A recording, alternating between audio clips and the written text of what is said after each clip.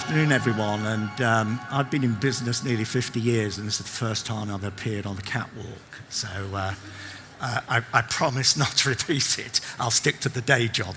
But it is a privilege to share this platform with the iconic British fashion brand John Smedley knitwear, represented today by Tim Clark, who's the technical and sustainability director for the company. And today we're going to share our case study of a collaborative journey from farm to fashion. It's a project that we embarked on in partnership with the Campaign for Wool, and it's using 100% British wool. We source the fibre from Duchy of Cornwall farms. We processed and spun the fibre to yarn in a local mill in Cornwall, and then we presented to our customer the yarn ready for machine knit. Correct. We then, from there, John Smedley produced a unisex, limited edition, a sweater branded the Duchy collection. What we're going to do is provide you with an overview of the process from a manufacturing and customer perspective, and then share with you some experiences from that project in 4 key success factors that you might be able to use in projects that you're taking forward yourselves. And then finally, we might hopefully generate some questions from the floor. So first of all, some introductions. There we go. I'm Colin Spencer-Halsey. I'm the CEO and owner of the Natural Fibre Company. It's an independent woolen processing mill based in Launceston, Cornwall, and we process from raw fibre to finished yarn, servicing the hand knit and machine knit sectors. We specialise in small batch, rare breeds with a high degree of customisation. And in recent years, the last 4 years, we've also embarked on a number of R&D projects where we blend traditional wool with alternative materials in order to resolve a commercial or a scientific problem. I'm frequently asked why I invested in a woolen mill. And I tell my therapist every week that I like a challenge. And that's certainly what it is being in the woolen business these days. However, through transformation and getting the team together, I stepped in to save the business in 2019 and worked with the team on a turnaround agenda. We transformed the business, and through that transformation, we get invited to present our stories at events like this. Last summer, we attended the number 10 Downing Street as part of Meet the Makers, and we have an open door policy at our mill where we host mill tours from groups from all over the world. And the image on the top right there is a group of American hand knitters from all over America who spent a couple of hours with us and then relieved us of rather a lot of yarn, which was very nice of them to do so. We work with the universities of Plymouth on environmental projects and Falmouth on textile projects. And it's these opportunities to work in collaboration with brands like John Smedley that makes the opportunity of what we're doing so positive. So I'm now going to hand you over to Tim. Thanks for the introduction, Colin, Okay. and thank you everybody for attending today.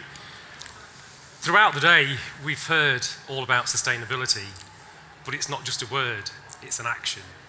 And sustainability isn't an event, it's a journey. And it's a journey that we've all got to embark upon so that textiles remains part of everything that we do, but how we make it better for longer, and how we contribute back to the planet. Working with the Natural Fibre Company, we think we captured a lot of what was necessary to make change through our main production, and sourcing raw materials from within the UK for products that we wouldn't normally add into knitwear was a bit of a challenge. But the Natural Fibre company, Colin, Becky and the rest of the team sort of took that challenge on board. We listened, they listened, we agreed a plan. But before I do that, I'd just like to tell you a little bit more about John Smedley. We've been around for 241 years. Our production is set in a heritage plant. So there's things that we can and there's things that we cannot do. Peter Nightingale was the guy that built the mill, not John Smedley. So Peter Nightingale, who is the uncle of Florence Nightingale, started this iconic mill, and it's still in the same position as it was back then, right in the heart of the Peak District, an area of outstanding natural beauty. So we have a lot to protect where environmental issues are concerned. The guy on the screen now was the second John Smedley, and he was the one that transported the business into a viable business. He was eccentric, he was dedicated, he set the company ethos that we still use today. Craftsmanship and quality are usually synonymous with everything that we talk about within the company. And finding the best craftsman for a long period of time takes some doing. That we try and encourage families and generations of families to come to the mill, to pass on their trade from one generation to another. Because when we lose the skill, we lose the sustainability challenge. And as you can see from the screen, there's a good 1930s shot of the mill, and here we are today with computerization doing exactly the same thing, but not losing any of the product heritage that we had back then. And probably this is my favorite slide of all, because all products need to be made to be durable and strong and lasting. And before there were standard textile testing methods, our two mill managers here thought the best way to test the product was to give it a good old pull. If it stood that test, it would stand any test of wear. Using the British wools and using the natural fibre wool helped us achieve that with the products that we've produced today and that are on the stand on the Natural Fibre company. Development of this product took time, and we had to change and understand how the worsted spinning system would work on such a coarse fibre when we'd only been used to using a worsted system for fine fibres, but how we could make the product on a chunky machine, on 5 gauge or hand knit, look and have the same stitch clarity that it has on the fine gauge product that we produce. Processing the fleece wasn't an easy choice. We had to make some choices. Did we go down a pure breed of a Cheviot wool or a Dorset down? In the end, we used a blend because it gave us the attributes that we needed to create a knit suitable for the end use. And that sometimes gets lost in translation. We never always look at the end use of a fabric, and this forces you to look at the end use of a fabric for the right fibre selection. The other thing it helped us do was also to reduce our carbon footprint. Producing in the UK only 300 miles from farm to fabric, and then for us to transport it worldwide, helped such a lot to show that we were meaningful about our sustainability journey, and that if we wanted, we could source meaningful fibre from within the UK. Colin and his team, Becky in particular, were the ones that put us in touch with the Dutchy farms to find the right fibre, the right percentage mix, and to create a beautiful yarn. But we did more than just produce it. We encouraged everyone within the Smedley family to take on board what we'd done. We didn't want to add chemical or dye to this beautiful fibre. We wanted to show it off in its natural format, which was this creamy, milky white. Not the stark optic whites that we see today, but a natural product that could stand the test of time and be worn with anything. And as part of the campaign for wool, where better to look again than the Dutchy estates that helped to support our royal warrant. The styling was simple, but effective. It was tested and robust, and it can be recycled, and recycled, and recycled. So this was also the start of one of our first circularity journeys. It helped us also to keep the product in unison with the body, and having a fibre like wool that's biodiverse, it can breathe, it can keep you cool when it's warm and warm when it's cold, was absolutely pivotal for our marketing and our team to be able to get to grips with. And as you can see, it was such a simple layering outer garment. All I can suggest is that, get in touch with Natural Fibre Company. They've got a lot to offer. And having listened earlier to the natural fibre debate and natural bio dyes, again, this is a wonderful opportunity to be able to move this product further. So I'd like to hand you back now to Colin. Thank you. Oh, I'm still on, sorry. No, it's you. So having established the clear specification from our customer, we contacted the Duchy Cornwall Farm office, who put us in contact with a number of Duchy farms who could supply us with the right type of fibre.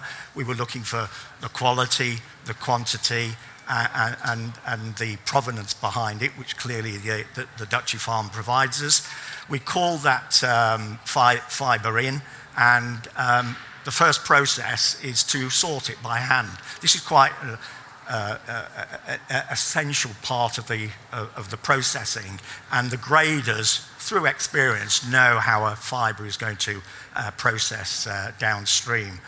We take what I call the immediate vegetation out of the fibre. The next step is that it's washed. The technical term is called scouring, and that takes the solids and the lanolin out of the fibre, and then it's dried, and then from drying, and we produced 2 orders, didn't we? The first season was a blend of Dorset Down, pedigree Dorset Down and Cheviot, and the second season was just polled Dorset on its own. So if we have to blend the 2 fibres together, we have a machine to do that. Then it goes into carding, and carding is the first really indication of taking a raw material and seeing something that looks like a yarn. And basically it's a machine that goes through a series of rollers. The fiber's fed in one end, it creates a web, and then at the other end comes out in bobbins. And we then present those bobbins into spinning. And as Tim said, this was a really specific yarn that we had to produce. So it was worsted spun, which is far more intricate to produce. And we were spinning to 2.9 new metric. 2.9 new metric. And that's then spun onto tubes, which are called cops, and from cops it goes into finishing. And the finishing then processes that we present the customer on cone for machine knitting, which is essential, and it's called oiled on cone. So that, in a brief summary, is the farm to yarn. So let's just look at some headlines. Tim's touched upon 1 or 2 of these, but we sourced 245 kilograms of greasy wool. That processed down to 136 kilograms. It was a single ply, double knit, so that's two plies twisted together, worsted to 2.9 new metric, and it was oiled on cone. And it was then presented as machine knit ready. John Smedley produced about 150 garments. We produced 150 garments ready for sale. And the whole product travelled no more than 300 miles. The reward of a job well done is here's Becky Gilbert, our project manager, who's modelling one of the first garments produced by John Smedley.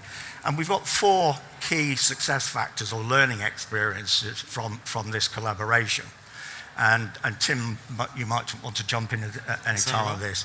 But the first one is planning. It's absolutely essential that you get all your ducks lined up in a row, and all the component parts have got a milestone and timeline, starting with your launch date and working backwards. If any of those components are changed or drop out of a sequence for whatever reason, then you will have a knock-on effect in terms of the overall production. Pricing. the commercials behind the project. And that's basically a relationship between the recommended retail price and the cost to make. And we deal with quite a lot of small producers and small fashion businesses. And they get very excited about the prospect of producing a yarn or a garment from the flock of sheep that's running around their field. But the reality is we're taking a very low-cost material and adding value at various stages, and that has a cost attached to it. And the more complicated the specification, the higher the cost. And sometimes we have to manage expectation because it's not going to achieve the result that the customer wanted, or it's going to be too expensive. But that's unfortunately the commercial reality. The pricing, everybody just thinks that sourcing is about price, and it's not just about price. It's about having the right product at the right quality to meet the final end product's demand.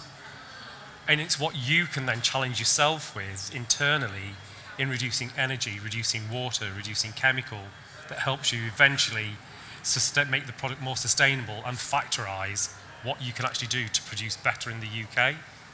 So pricing is one element, Absolutely. but it's what you do along that chain. Indeed.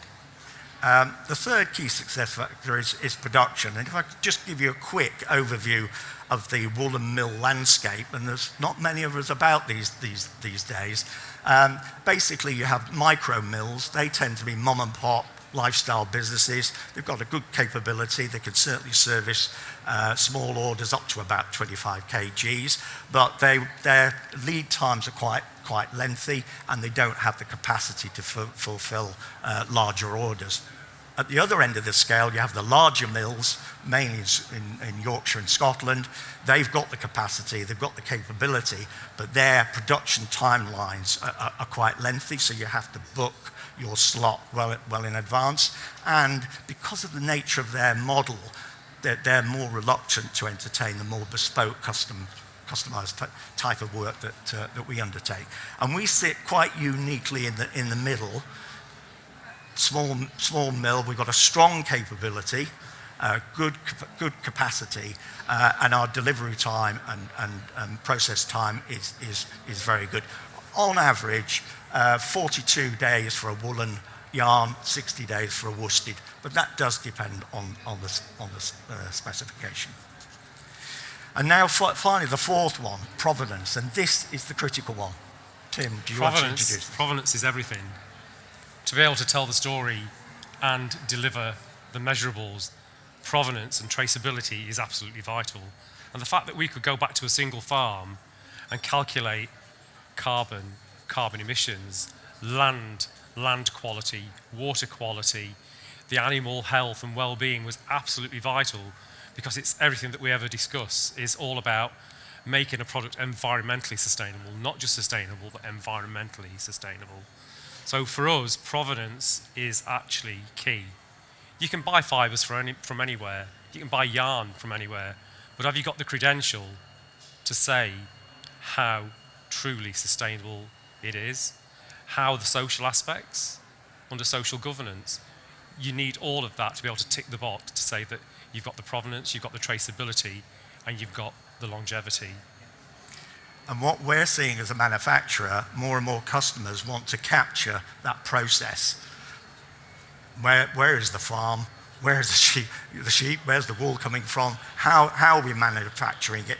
And quite frequently now we're hosting customer representatives coming and filming the process at various stages, which can also be used in the marketing, because this is the manufacturing process. They haven't seen the end garment yet. So it all helps in terms of the marketing. So we delivered a project from farm to fashion. It was delivered on time in full. It certainly was. And it met one of the prime objectives of the customer, and that was to shorten the supply chain and also to reduce the carbon footprint of the overall product. So is it fair to say happy customer? Very happy customer. And also a brilliant collaboration with two British producers. One that produces the fibre, one that knits it and converts it to market sale. And as you can see, there's my quote. For 240 years, we've been producing knitwear, marrying our dedication of British craftsmanship with the finest fibre.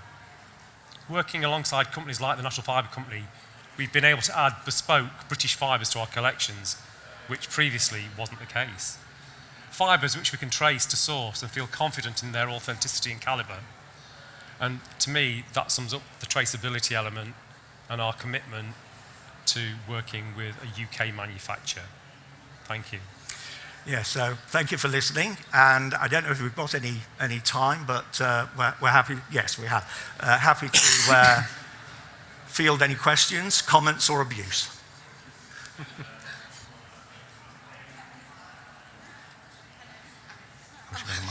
Didn't realise there was a mic. When you said from yarn to farm, and part of that process was manually, as in people are actually looking, what's wrong with the fibre or separating the fibre. How do you pass that process on to up and coming young people? Do you have an apprenticeship? Do you have workshops? What do you do? Because that is something that you don't just go and learn how to use a machine. It has to be taught. No. It's heritage craftsmanship that we try and pass on and that we train for along all the way through our supply chain. Colin, for the farms, it's farms that are generational farms. They're brought up to look after the animal, how to bring it to the shearing stage. We then take over about how we produce the yarn, how we produce the knitwear, how we look at how it's scoured and cared for, and how we test it for durability thereafter. But we have a continual training program in place. And at a smaller scale level, we develop our own skills. Finding skills in Cornwall is pretty difficult these days, as you can appreciate. So we've got a young man who joined us about 2 years ago now and has learnt the sorting and the grading. He's called Reese's Fleeces, and that's his nickname. And he works with our senior carding engineer in terms of that, assessing the processability of the fibre. Thank you.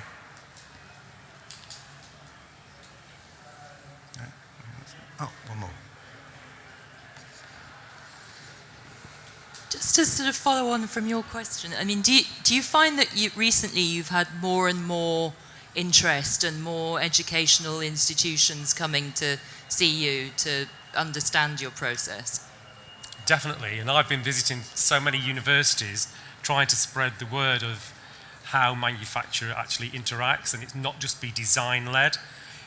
To survive, we've got to become more technically minded, to understand the processes that are needed to reduce the cost, to reduce the energy, to reduce the water, to be able to recycle the water, and also to be able to look at the natural fibre that we use for the worth that it actually generates. So yeah, we are sort of interacting more with educational leaders, and the educational future, I think, is more about getting it right and getting it right first time as well. I mentioned that we work with the University of Falmouth, and obviously they've got a design and textile. In fact, we took on a postgraduate recently, and she's starting to learn the business with us. And we hosted 2 tours last year from their students. There were 45 students pitched up and spent quite a lot of time looking around, and they were really enthusiastic about what we're doing.